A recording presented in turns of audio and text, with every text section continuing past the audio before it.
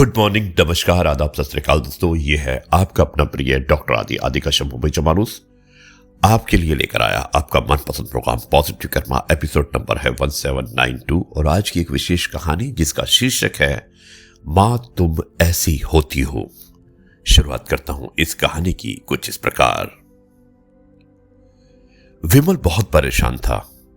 उसे समझ नहीं आ रहा था कि वो इस परिस्थिति से कैसे निपटे।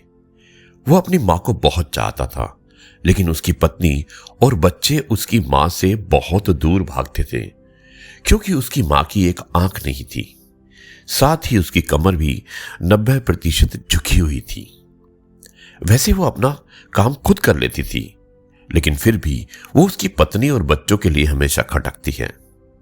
दादी, आप ऊपर के कमरे में जाओ, मेरे दोस्त आ रहे हैं, विमल के बेटे अखिल ने बड़ी बेरुखी से कहा। पर बेटा, मैं तो यहां बहुत दूर बैठी हूं, विमल की मां ने बहुत प्यार से कहा। नहीं, आप उनके सामने मत रहो, वो मुझे चिढ़ाते हैं, अखिल ने जोर से डांटते हुए अपनी दादी से कहा। क्या हुआ अखिल, क्यों चिल्ला रहे हो? विमल की पत्नी कामनी ने किचन से ही आवाज लगाई। देखो ना मां, ये दादी यहीं ड्राइंग रूम में बैठी है और मेरे दोस्त आ रहे हैं, अखिल ने शिकायत भरे लहजे में कहा। मां जी, आप ऊपर चली जाओ, क्यों हम लोगों को लजवाती हो? कामनी ने बेटे का पक्ष लेते हुए कहा। अब बेचारी सरस्वती चुपचाप उठकर जीने के सहारे ऊपर जाने लगी। कमर झुकी होने के कारण उन्हें ऊपर चढ़ने में बहुत परेशानी हो रही थी, लेकिन वो पूरी ताकत से ऊपर के एक अकेले कोने वाले कमरे में जाकर बैठ गई। विमल बाजू के कमरे में सब सुन रहा था। उसे कष्ट हो रहा था कि उसकी मां को अपमानित होना पड़ रहा है, लेकिन वो असहाय था। अगर वो कुछ कहता तो पत्नी और बच्चे उसका विरोध करते। दूसरे, उनके तर्क भी सही लगते हैं, क्योंकि वो एक प्रशासनिक अधिकारी था। उसका सामाजिक स्तर बहुत ऊंचा था। उसकी ससुराल भी एक उच्च घराने में थी, इसलिए वो चुपचाप इस तरह हर दिन अपनी मां को अपमानित होते देखता रहता। रात को विमल की पत्नी ने कहा कि देखो जी, अब कुछ करो। कल कलेक्टर साहब की पत्नी आई थी। मां जी अपनी देसी धुन में धारा में उनसे मिली, यानी कि एकदम देसी तरीके से, ना कपड़े बदले और वही पुराने तरीके से। अरे मुझे तो बहुत शर्म आ रही थी बताते हुए कि ये मेरी सास है। मैंने कह दिया कि दूर के रिश्तेदार है, इलाज कराने आई है, चली जाएगी। विमल को रोना आ गया, लेकिन वो फिर भी चुप था। उसे समझ नहीं आ रहा था कि वो क्या करे। अपने बेटे की मन स्थिति को सरस्वती अच्छी तरह से जानती थी और बेटे को कोई कष्ट ना हो, इसलिए वो हर बात चुपचाप सह लेती। विमल बहुत उदास रहने लगा। एक तरफ परिवार और सामाजिक स्तर पर जीने की प्रतिबद्धता थी, तो दूसरी तरफ उसकी मां। आखिर मां ने अपने बेटे की हालत नहीं देखी गई। एक दिन उसने अपने बेटे से कहा, विमल, बहुत दिन हो गए हैं, मैं अपने गांव जाना चाहती हूं, मुझे वहां पहुंचा दो, मेरा यहां मन नहीं लग रहा। किंतु मां, वहां तो कोई नहीं है, तुम्हारी देखभाल कौन करेगा? विमल ने आश्चर्य से पूछा। अरे सब गांव वाले तो हैं, वो तुम्हारे मामा जी तो उसी गांव में रहते हैं, और फिर हम सारी व्यवस्था कर आएंगे ना। कामनी को तो जैसे मन की मुराद मिल गई हो। हाँ बेटा, बहुत सही कह रही है, सरस्वती ने लंबी सांस लेते हुए कहा। विमल जानता था कि गांव में मां की देखभाल करने वाला कोई नहीं, लेकिन अपनी पत्नी की जिद के कारण वो अपनी मां को गांव छोड़ने पर विवश हो गया। मां को गांव छोड़कर आते वक्त उसे रोना आ रहा था और अपनी बेबसी पर गुस्सा भी, लेकिन परिवार, पत्नी और समाज ने उसके इन मनोभावों को दबा दिया और वो सुकून सा महसूस करने लगा।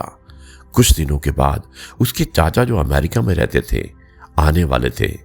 जब विमल बहुत छोटा था, उसके पिता जीवित थे, तब वो भारत आए थे और उसके बाद वो अब भारत आने वाले थे। पूरा परिवार और आस पड़ोस बहुत उत्साहित था। अमेरिका से विमल के डॉक्टर चाचा आ रहे थे। डॉक्टर रमेश ने जैसे ही घर में कदम रखा, सबने मिलकर बहुत उत्साह से उनका स्वागत किया। क्यों विमल, भाभी नहीं दिख रही, कहाँ है? डॉक्टर रमेश ने उत्सुकता पूर्वक पूछा। जी वो तो गांव में रहती है, यहां उनका मन नहीं लगा। कामनी ने सपाट लहजे में उत्तर दिया। डॉक्टर रमेश ने विमल की ओर देखा तो विमल ने अपनी आंखें झुका ली। डॉक्टर रमेश सब समझ गए। बोले, कल हम भाभी से मिलने गांव चलेंगे सब लोग। दूसरे दिन सभी लोग गांव में घर पहुंचे। देखा सरस्वती को बहुत तेज बुखार था और पलंग पर असहाय पड़ी थी। डॉक्टर रमेश दौड़कर सरस्वती के पास गए, उनके पैर छूकर रोने लगे। सरस्वती की यह हालत उनकी कल्पना से परे थी। वाह बेटा विमल, तूने तो नाम उजागर कर दिया। अपनी मां की ये हालत देखकर तुझे तो शर्म भी नहीं आ रही होगी। डॉक्टर रमेश ने विमल को लगभग डांटते हुए कहा। नहीं देवर जी, विमल का कोई दोष नहीं, मैं खुद गांव आई थी। सरस्वती ने अपने बेटे का बचाव किया। मुझे सब पता चल गया है भाभी, आप चुप रहो। क्यों बहू, तुम्हें अपनी सास की कुरूपता पसंद नहीं है? समाज में तुम्हें नीचा देखना पड़ता है ना? डॉक्टर रमेश ने कामनी की ओर व्यंग्य से देखा। कामनी निरुत्तर होकर विमल की ओर देखने लगी। आज तुम जिस सामाजिक स्तर पर हो वो इन्हीं के संघर्षों की देन है। और बेटा विमल, तुम्हें शायद मालूम ना हो कि बचपन में जब तुम 1 साल के थे तब छत से नीचे गिरने के कारण तुम्हारी एक आंख फूट गई थी और तुम्हारी रीढ़ की हड्डी में भी समस्या थी। तब तुम्हारी इस कुरूप मां ने अपनी एक आंख और अपना बोन मैरो तुम्हें देकर इतना सुंदर स्वरूप दिया था। कामनी बेटा, इतने सालों तक संघर्ष करके बेटे को प्रशासनिक अधिकारी बनाने वाली इस संघर्षशील औरत की तुम लोगों ने क्या दशा कर दी है। तुम्हें ईश्वर कभी माफ नहीं करेगा। डॉक्टर रमेश की आंखों में आंसुओं की जलधारा बह रही थी। अब भाभी, आप मेरे साथ अमेरिका चलो, यहां इन स्वार्थी लोगों के बीच नहीं रहेंगी। डॉक्टर रमेश ने सरस्वती से कहा। विमल को तो काटो खून नहीं था। डॉक्टर रमेश जो उसके चाचा थे, उन्होंने जो राज बताया उसके बाद तो विमल को यही लग रहा था कि उससे ज्यादा पापी इस दुनिया में कोई और है ही नहीं। वो दौड़ता गया और मां सरस्वती के कदमों में लिपट गया। मां, मेरा अपराध अक्षम्य है। मैं जानबूझकर चुप्पी साधे रहा, आपका अपमान करवाता रहा। अब सिर्फ आप ही उस घर में मेरे साथ रहेंगी और कोई नहीं। विमल ने आग्रह दृष्टि से अपनी पत्नी और बच्चों को देखा। कामनी को भी बहुत पश्चाताप हो रहा था, लेकिन उसकी हिम्मत नहीं हो रही थी कि वो सरस्वती से आंख मिलाए। सरस्वती ने कामनी की मन स्थिति को समझकर उसको पुचकारते हुए अपने पास बुलाया और विमल को डांटते हुए कहा, खबरदार जो मेरी बहू को मुझसे अलग करने की कोशिश की तो तुझे ही घर से बाहर निकाल दूंगी। कामनी और बच्चों ने सरस्वती के पैर पड़ते हुए अपने व्यवहार पर माफी मांगी और मां के हृदय जो था उसने सबको माफ कर दिया। दोस्तों, ये थी कहानी और कितनी सुंदर कहानी थी।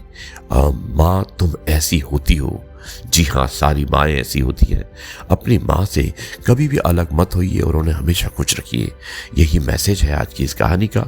अब मैं इस कार्यक्रम को यहीं पर समाप्त करता हूँ और कल आपसे एक बार फिर से मुलाकात करूंगा कुछ नई बातों के साथ। तब तक के लिए आपसे कहता हूँ जय गुरु जी, शुक्राना गुरु जी।